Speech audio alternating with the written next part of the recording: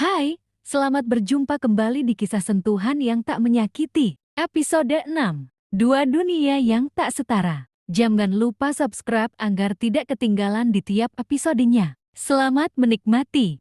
Safira selalu tahu bahwa ketenangan yang datang terlalu cepat biasanya hanya sementara. Seperti pengalihan agar kita terlena, tidak bersiap dengan kejutan yang mungkin sedang alam siapkan untuk kita. Ia merasakannya sejak pagi itu, sejak langkahnya terasa sedikit lebih berat ketika memasuki kampus, sejak dadanya terasa sesak tanpa alasan yang jelas. Sebuah firasat yang seringkali kita abaikan karena tidak masuk dalam logika manusia. Begitupun kali ini, seberapapun pertanda itu coba muncul, tapi Safira mencoba tetap mengabaikannya. Hidupnya memang tidak pernah ringan. Karenanya Safira selalu mencoba bersiap akan keadaan apapun yang mungkin akan menghadangnya. Rasa cemas adalah sesuatu yang sudah lama menjadi bagian dari hari-harinya. Namun kali ini berbeda. Ada nama yang ikut mengendap di pikirannya. Alex. Ia tidak tahu mengapa padahal ia tidak sering bertemu dengannya. Hingga Safira yakin ikatan emosional mereka tidak terlalu kuat untuk sekadar mengiriminya.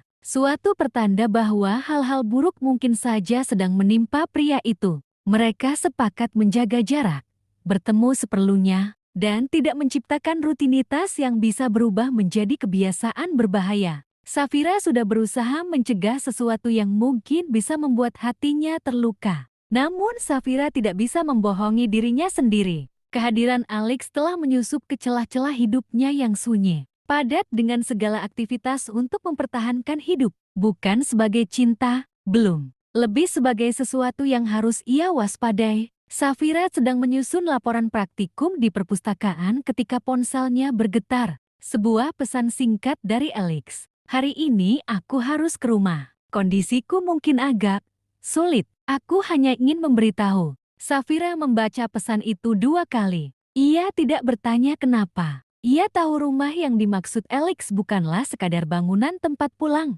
melainkan sumber tekanan yang selama ini membentuk tubuh dan reaksinya. Jaga dirimu, balas Safira singkat. Aku di sini kalau kamu butuh bicara. Ia menekan kirim, lalu kembali menatap layar laptop. Meski pikirannya sudah melayang ke tempat lain, rasa khawatir mulai merayap, sesuatu yang sebelumnya tak pernah Safira berikan pada orang lain.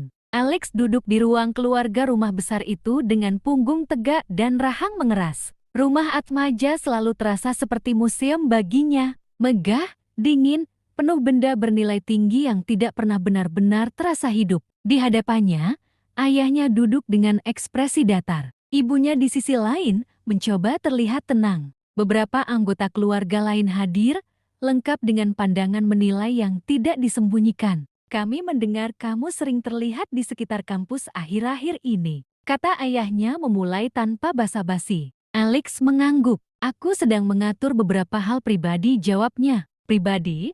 Ulang salah satu pamannya, tersenyum tipis. Atau ada seseorang yang perlu kami ketahui, lanjutnya semakin memojokkan.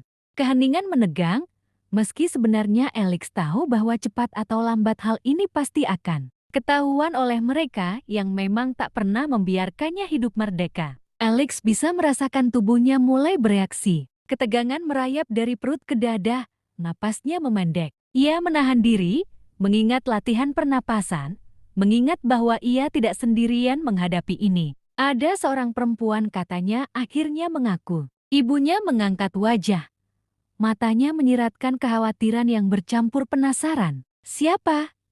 Tanya ayahnya. Namanya Safira, jawab Alex tenang. Ia mahasiswi, akunya terus terang, sebab ia tahu percuma juga berbohong. Alex yakin sebelum ia dipanggil ke sini, mereka pasti sudah mencari tahu terlebih dahulu. Senyum tipis muncul di beberapa wajah. Mahasiswi, pamannya tertawa kecil. Pekerja di acara kita, bukan?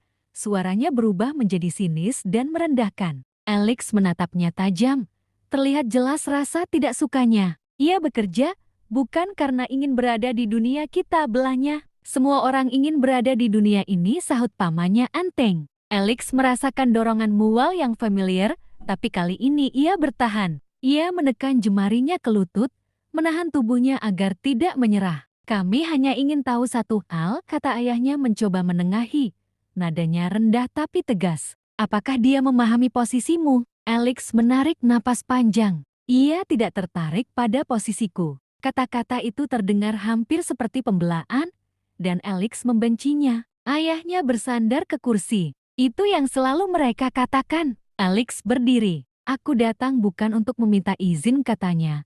Suaranya sedikit bergetar namun jelas. Aku hanya memberitahu. Ibunya memandangnya lama. Alex, kami hanya ingin melindungimu, ucapnya terdengar penuh kasih. Dari apa? Tanya Alex pelan. Dari orang yang tidak menginginkan apapun dariku, lanjutnya tanpa basa-basi. Keheningan jatuh lebih berat dari sebelumnya. Alex meninggalkan ruangan itu dengan langkah cepat, sebelum tubuhnya benar-benar menyerah. Begitu pintu tertutup di belakangnya, ia menghela napas berat. Keringat dingin mengalir di punggungnya. Ia keluar rumah dan langsung menuju mobil. Dan tanpa ragu, ia mengirim satu pesan. Aku mungkin akan datang ke kampusmu. Tidak lama. Apa kamu keberatan? Balasan Safira datang cepat. Datang saja, tapi jangan ke asramaku. Kita bertemu di tempat biasa. Safira sudah menunggu di bangku taman ketika Alex tiba. Ia langsung tahu ada sesuatu yang tidak beres. Wajah Alex pucat, meski ia berusaha menutupi. Gerakannya lebih kaku dari biasanya. Safira berdiri, memberi ruang, namun tetap cukup dekat untuk mengamati. Kamu baik-baik saja? Tanyanya. Alex mengangguk, tapi tidak meyakinkan. Safira tidak langsung mendekat. Ia berdiri di samping bangku, menjaga jarak seperti yang mereka sepakati.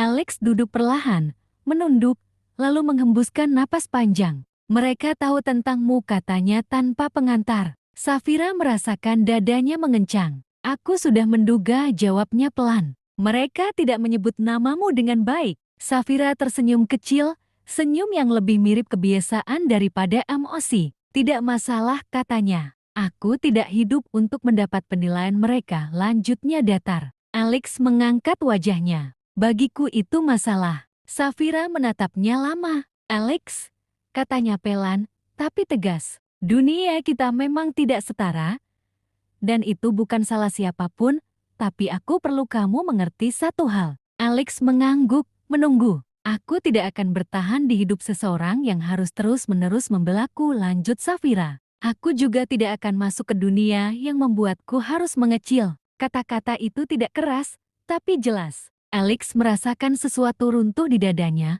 bukan rasa sakit, melainkan kesadaran. Aku tidak ingin kamu terluka, katanya. Safira menghela napas. Aku juga tidak ingin kamu bergantung. Ia duduk di bangku lain, berhadapan dengannya. Kita berjalan di garis tipis selanjutnya. Dan aku butuh tahu kamu sanggup berdiri di sana tanpa menyeretku jatuh. Alex terdiam lama. Ia ingin mengatakan bahwa ia mencintainya, tapi itu bohong. Ia belum sampai di sana. Ia ingin mengatakan bahwa ia membutuhkannya, dan itu terlalu berbahaya. Aku tidak tahu apakah aku sanggup, katanya jujur, tapi aku ingin belajar. Safira menatapnya lama, seolah menimbang apakah kejujuran itu cukup. Aku akan tetap di sini, katanya akhirnya. Tapi kalau suatu hari kamu memilih duniamu dan meninggalkanku, aku ingin kamu melakukannya dengan jujur. Alex mengangguk. Aku tidak akan memintamu bertahan, lanjut Safira. Aku hanya ingin kamu tidak berbohong. Angin sore berembus pelan,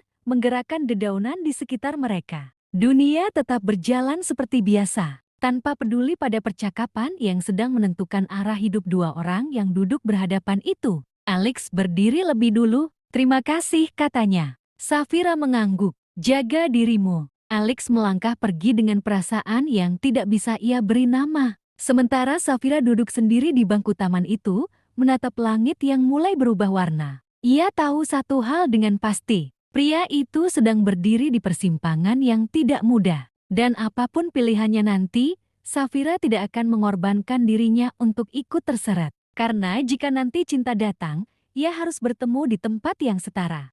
Terima kasih sudah menemani sampai selesai. Nantikan kelanjutannya esok hari. Dan jangan lupa subscribe agar kamu tidak ketinggalan kisahnya.